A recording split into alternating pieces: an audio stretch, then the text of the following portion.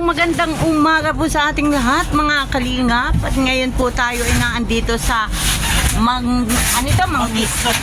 Mangisok. Ayan, at dito po yung pinabagagawa ni Kuya ng bahay. At dito rin po tayo magluluto ng pananghalian. Ayan, dala-dala natin ng tubig, ang gasol, hanggang sa lamesa, dala po natin. At kasama po natin dyan si Kalingap Acid. At syempre, ang ating bagong kumpare, si kumparing Rico. Ayan, Santos. Ha? Umupo lang ako sa gilid. Ayan, at syempre andyan din si Ambassador J. Morelo Vlog, si Ate Tess Taniedo. Ayan, at nandito po tayo sa pinagagawa ni Kuya Bal ng bahay. At dito po tayo luluto. Meron na tayong sinaing, 2 kalderong kanin. At syempre magsisinigang na lang po tayo ng sariwang isda na binili nila kanina dito sa Mercedes. Ayan. At ako ay malinis na ang ating isda na nasa kaldero. Gulay na lang po ang ating lilinisin. At ako'y bababa muna dito. O, dahan-dahan. At baka nga ni mahulog. Ayan, dito po tayo magluluto mga. Ayan. Dala hanggang sa gas. Ayan, at tayo po ay nandito sa dagat. Ayan, harap po ng dagat ang bahay na pinagagawa ni Kuya Bal. Ayan. Samahan po ninyong kami dito at kami po ay maghapon dito. Dala na po namin ang lulutuin ngayong pananghalian. At andito rin po ang karpentero sa pangunguna pa ni Kuya Junil, ang tatay po ni Krista. Ayan. Yan pala yung seaport. Diyan po kaninang umaga bumili si Kuya Bal ng isda. Napakaraming isda po. Ayan. Yan po ang seaport. Ito po ay dito sa bayan ng Mercedes, Barangay Mangisok, Mercedes. Ayan po. Ganda. At napakalinaw ng tubig. Ayan po, linaw ng tubig. Oh. Ayan. Dito muna tayo. At marami tayong mga kasama. Dito si paring Rico Santos. Federico Santos. Ayan. At ito yung tatapusin nila na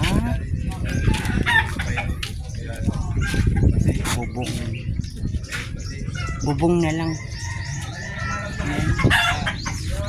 Ayan, shout out kay Kuya Junel, tatay po yan ni Krista, si Kuya Junel. Kasama po siya po ang gumagawa ng bahay. Muna ako sa gilid ng seawall habang tayo ay nagbibidyo-video. Ayan po. Ayun. Yan po ang service. Magandang umaga sa lahat. Ayan. At andito po tayo nakaupo sa gilid ng dagat dito sa seawall. Ayan. Magandang maligo. Pero ako'y nakaligo na. Ayan. May bago pa akong sombrero. Galing kay Kuya. Tayo ay magsisimula ng magluto ng sinigang sa kamatis ng ating isda. Ayan, malinis na po yan. Nilinis na natin sa lighthouse. At syempre, lalagyan natin ng okra. Meron po tayo dito pichay. Ayan. At pakukuluin lang natin ang tubig hanggang sa gasol po dala natin. O, ayan o. Hindi pa. O, ayan po. At tayo po ay magluluto ng sinigang na may kamatis. Na para alam natin kung tama lang ba. Okay lang. Kaunti lang yun. Tikim lang. Para kung wag nang bawasan kung tama lang. Hindi, marami nilagay ko, kaya tatanggalin ko yung tubig, hindi pa naman kumukulo. Oo. Wala ka namang alat. Oo, tama na yan. Hindi masyado. Teka, tanggalan muna natin ang tubig. Hindi pa naman kumukulo eh. Hindi ko magkasama yung Oo, lasa niya. ayan Hindi po. pa. Parami po ang asin. Hindi ko na nasabi. Dalawa kasi kami naglagay ng asin. Alam mo naman, dalawa ko sinera. Dalawa rin ang timpla. Opo. Lagyan natin yung panibagong tubig.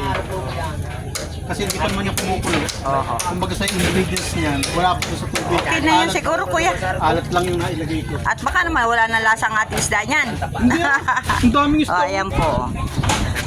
Sinigang sa may kamatis. Hindi po kami gagamit ng yung sinigang sa sampalok. Hindi po. Sa kamatis po kami ngayon. Ayan. Para po yun ay yung organic. Organic. Dinigit si Mari. Kaya hindi ng pasandong kasi naglalagay ako. Ayan po, oh. Nagbububong na po. At syempre, besing-bese ang presidente ng Karipa. Ayan. Sir Berador! Shout out! Kaway-kaway naman dyan para makita kanila. Ayun. Ayan po. At syempre, tatanggalin na rin po ang kusina ni nanay. Ayan, si Jones Vlog. Ayan, shout out po Jones Vlog. Ayan. Supportan po natin Jones Vlog. Ayan, nakaway-kaway. Ang brother ni Estorac.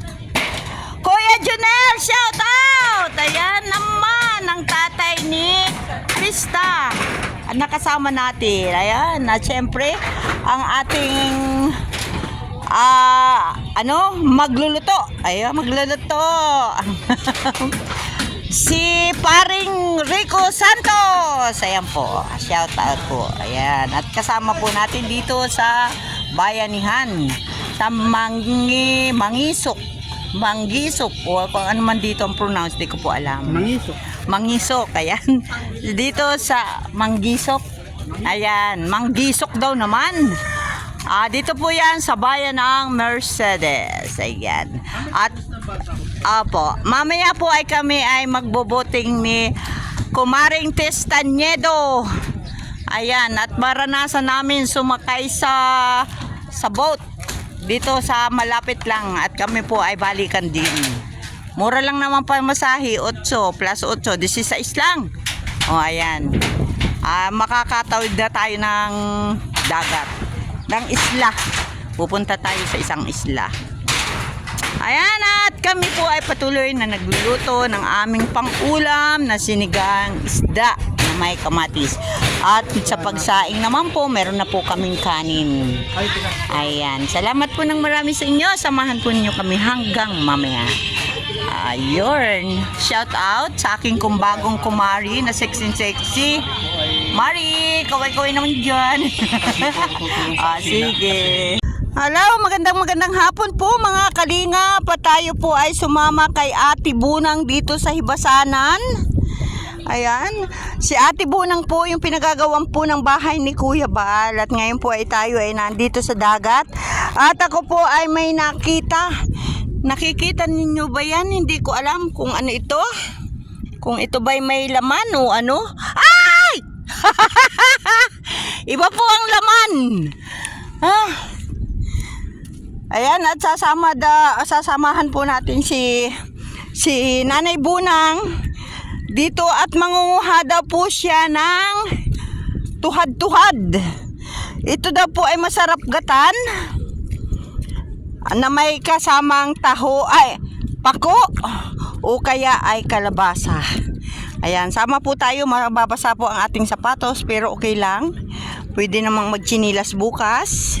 At bukas naman po, ang punta po natin ay sa bahay ni Beyonce. Oo, at pipilitin pong matapos ngayon ni Kuya Junel ang bahay ni Nanay Bunang. Si Kuya Junel po ang karpentero ni Kuya Bal para sa bahay ni Nanay Bunang. At yan po ay tatay ni Krista. Ayan. Kaya po, maaga pa naman po para umuwi. Kaya ako po ay sumama dito kay Ate Bunang para matuto rin tayo manguha ng tuhad-tuhad, kung tawagin daw po sa kanila yan. Hindi ko po alam kung ano yung tuhad-tuhad. Baka naman po iba rin ang tawag doon sa amin. Kaya sama po tayo. Malaki po ang hibas, oh. Ayun. May tubig na. At parang nakakahilong tingnan sa tubig. Kakahilong tubig sa tubig. Ayan. At si nanay ay nayo. Si nanay Bunang. Magdidilin siya ng pang-ulam. At tayo po ay sumunod. Hindi pa naman po matatapos yung bahay, pero pipilitin daw po na matapos ngayon. Ay, lumubog po ako. Ito po ay baka ako'y matumba. Ay, hindi ako makalis. Hindi ako makalis. At tayo ngayon ay nandito sa Kalawakan. Naghahamonap ng pang-ulam. At tayo ay nakakuha na ng 4 na piraso. Hindi ako nagkakamali. Ito pala yan. Yung sinasabi nilang tuhad-tuhad. Kung tawagin po sa amin ito ay susong dalaga. Susong dalaga. Ayan. Pakikita ko po sa inyo yung sinasabi nilang tuhad-tuhad dito. Ay ito, nakatuhad nga naman. Ay, hindi ko matanggal. Malaki po ng lalagyan ito. Ayan. Ito po yung nakuha ko. Ito po yung sinasabi nilang susong dalaga. Ayan. Susong dalaga. Tuwad-tuwad. Sa amin po kung tawagin dito ay susong dalaga. Ayan. At nakakuha rin tayo nito. Ito po naman kung tawagin sa amin ay taktakin. Nalabas na. Nalabas. Gusto tumakas. Ayan. 4 na susong dalaga. Na kung tawagan dito sa Bicol ay daw po ay tuhad-tuhad. Ayan. Nakatuhad. Nakaturo ko. Ayan po, ganyan po yan. Ayan, lalabas na yung laman. Ayan, at maghanap pa tayo. At si nanay ay awan ko kung marami na ang kanya nakuha na nakalagay sa timba. Nay, puno na yan! Ay, mahina pong pandinig nanay. Hindi tayo narinig. Ayan. Yan. Ang laki po ng dito. Laki ng hibasanan. Kung sa taas sa amin ay hibasanan. Nasa hibasanan po kami. At yung mga kasamahan naman po natin, yun, mga karpintero. Silid na uli po natin sa ating mahiwagang plastic. At pupunin ko po ito. Ayan o. Mahirap po pala makahanap nito. Gawa ng kakulay siya ng bato. Ayan, kakulay siya ng bato. Humanap tayo at pakikita ko sa inyo kung yung itsura niya kung nakadikit sa bato. Ayan. Tayo po ay may babalik na at baka tayo maiwanan ng ating mga kasama. Ito ito nga ba yun? Hindi. Hindi siya, kalako siya eh. Ayan. Hindi po siya. Bato lang pala. Bato sa langit. Ayan po. Napaka lawak ng karagatan. At dito nga po tayo ngayon sa hibasanan. Ibig sabihin po ng hibasanan, walang tubig. Low tide. Low tide. Ang hibasanan. Ano kaya ito? Ay, may yung mahahaba pa. Wala siyang laman. Ayan po. At parang gusto ko na pong umuwi. Iwan ko na si nanay. At tayo po ay maglalakad doon. Ako ay gigilid dito. Ayoko na dumaan sa tubig. Dahil sa tubig po ay mayroon pong malalim. At mayroon din po namang malambot. Bumabaon ang aking sapatos. Ayan. Sana po ang sapatos ko. Pati pantalon. Ayan, shoutout sa inyong lahat. Sino ang nakaka-relate sa ganito? Pag panahon ng low tide o hibas, hibasan or hubas kung ta sa iba. Ayun, nangunguha ng mga shell na pwede nating iulam para sa hapunan. Ayan. Relate po ako dito, pero parang dito ay dalawang klase lang ang nakukuha na shell. Nung kabataan ko kasi marami ang nakukuhang shell. Meron pong kung tawagin ay sikad-sikad. Ayun, masarap po ang sabaw nun. Sabaw lang po yun. Tapos may asim na kamyas o kaya sampalok. Nako! Tapos ay ang kain ay ano? Ay, sarap buhay. Ayan. Kaya medyo nakakamiss din po ito. Ay, ano yung panghibasanan? Sabi panghibasanan. Ayan. At ngayon nga po ay tayo ay may 6 na piraso na nakuha. At dito po ay papaulam natin kay Kuya Berador. Ayan. Shout out. Ay, sinanay. Iwanan ko na ako po ay mag-uuna-unan na. At ako ay baka abutin pa ng paglaki ng tubig dito sa gitna. Ayan. Kaya po tayo ay maglakad-lakad na. Mahirap pong lumakad sa tubig. Dahil tayo naman ay nakasapatos, dito na lang tayo sa batugto. Na kung may makuha tayong karagdagan dito sa ating iuulam, may 4 na piraso na po ako. 4 na piraso. 4 na piraso. Ayan, shoutout po sa inyong lahat dyan. Halina kayo sa hibasanan dito sa Mercedes. Grabe, nang hibasanan ako dito sa Mercedes pa, no? Mercedes. Dito sa barangay Manggisok. Ayan. At si Kuya Bal po ay naandyan. Kami po ay nakapagtanghalian na.